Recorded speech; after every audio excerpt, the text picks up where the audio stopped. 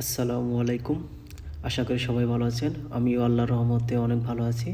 আজকে আসছি আমাদের সেই ঐতিহাসিক প্লেস মুজিবনগর বৈদ্যনাথ তলায়। আজকে এখানকার কিছু দর্শনীয় স্থানগুলো আপনাদের ঘুরে ঘুরে দেখাবো ইনশাআল্লাহ। আমি এইখানকার পুরো দর্শনীয় স্থানগুলো দেখার জন্য একজন ভ্যানওয়ালা মামাকে ঠিক করি এবং মামা আমাকে বলে, মামা সমস্যা নাই, আমি আপনাকে এখানকার যে ঐতিহাসিক দর্শনীয় স্থানগুলো আছে সবগুলো আমি আপনাকে ঘুরে ঘুরে দেখানোর চেষ্টা করবো ইনশাআল্লাহ।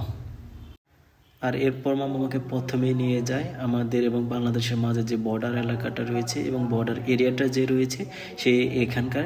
আমি মামাকে বললাম আমাকে বাংলাদেশ এবং যে ভারতের মাঝে যে বর্ডার রয়েছে সেখানটায় নিয়ে গেলে আমি একটু খুশি হব। এই জন্য মামা আমাকে সর্বপ্রথম এখানেই নিয়ে আসে এবং মামা আমাকে বলতে থাকে যে এটা হচ্ছে বাংলাদেশ এবং ভারতের মধ্যে বর্ডারের সীমানা এবং এখান থেকেই আপনি বাংলাদেশ এবং ভারতের যে বর্ডার দেখা যায় সেটা দেখতে পারবেন, কিন্তু আপনাকে ভিতরে অ্যালাউ করবে না, কারণ এইখানে ভিতরে বাইরের লোক অ্যালাউ না। এই জন্য আমি ভিতরে যেতে পারি না, এই জন্য আমি এখান থেকেই আর কি ভিডিও করতেছিলাম। এরপর ভাবলাম বাংলাদেশ এবং ভারতের মধ্যে যে বর্ডার আছে সেই এলাকায় নিজেকে একটু সাক্ষী করে নেই।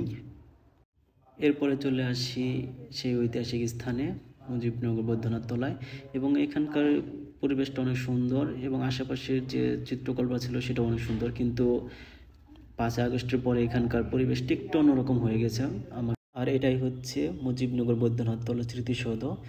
সব মিলিয়ে পরিবেশটা অনেক সুন্দর এবং দেখার মতো ছিল। আশা করি সবার পুরো ভিডিওটা অনেক সুন্দর এবং ভালো লাগবে। সবাইকে পুরো ভিডিওটা দেখার জন্য অনেক ধন্যবাদ। সবাইকে আসসালামু আলাইকুম।